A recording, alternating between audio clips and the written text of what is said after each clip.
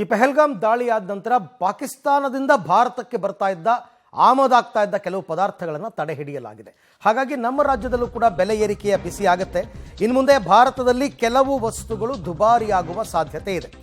ಯಾವುದು ಅಂದರೆ ಪ್ರಮುಖವಾಗಿ ಡ್ರೈ ಫ್ರೂಟ್ಸ್. ಈ ಡ್ರೈ ಫ್ರೂಟ್ಸ್ ಬೆಲೆ ಭಾರಿ ದುಬಾರಿ ಆಗುತ್ತೆ. ಯಾಕೆಂದರೆ ಮೋಸ್ಟ್ ಡ್ರೈ ಫ್ರೂಟ್ಸ್ ಬರ್ತಾ ಇದೆ ಪಾಕಿಸ್ತಾನ ಕಡೆಯಿಂದ.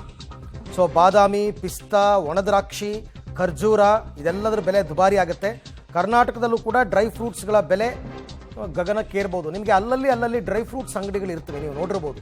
ಅವೆಲ್ಲ ನಿಮಗೆ ಪಾಕಿಸ್ತಾನದ ಕಡೆಯಿಂದನೇ ಬರ್ತಾ ಇರ್ತಕ್ಕಂಥದ್ದು. ಹಾಗಾಗಿ ಭಾರತಕ್ಕೆ ಪಾಕಿಸ್ತಾನದಿಂದ ಆಮದಾಗ್ತಾ ಇದ್ದಂತಹ ಡ್ರೈ ಫ್ರೂಟ್ಸ್ ರೇಟ್, ಕೇಸರಿ ಇವೆಲ್ಲ ಜಾಸ್ತಿ ಆಗುತ್ತೆ. ಬಾದಾಮಿ, ಗೋಡಂಬಿ, ಪಿಸ್ತಾ, ಖರ್ಜೂರ, ಒಣದ್ರಾಕ್ಷಿ, ವಾಲ್ನಟ್ಸ್, ಒಣ ಆಫ್ರಿಕಾಟ್ಗಳ ಎಲ್ಲವೂ ಕೂಡ ದುಬಾರಿ ಆಗುತ್ತೆ.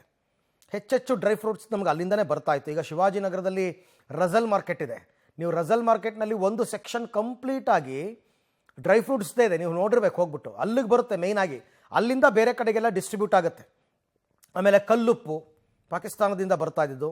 ಕನ್ನಡಕದಲ್ಲಿ ಬಳಸಲಾಗುವ ಆಪ್ಟಿಕಲ್ ಲೆನ್ಸ್ ಇದೆಲ್ಲವೂ ಕೂಡ ಪಾಕಿಸ್ತಾನದಿಂದ ಬರ್ತಾ ಇತ್ತು. ಅದೆಲ್ಲ ಸ್ಟಾಪ್ ಆಗುತ್ತೆ ಇನ್ನು.